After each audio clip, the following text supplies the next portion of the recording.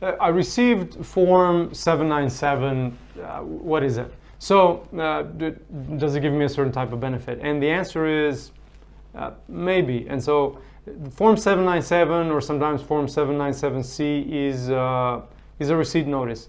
It basically tells you that USCIS received your documents, and now they've just begun processing your case. Another way to tell if they've begun processing your case is if you have filed at what's called the lockbox facility.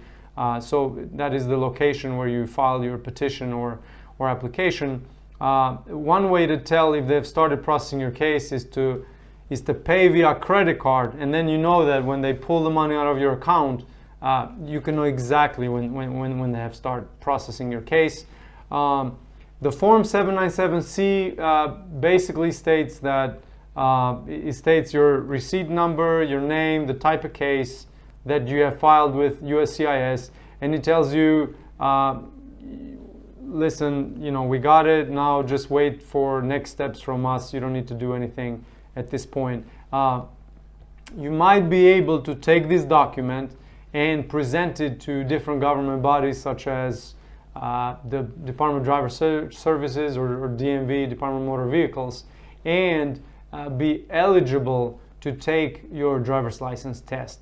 And that's oftentimes a great way to get access to a driver's license. And it cannot be for longer than the time on your receipt notice.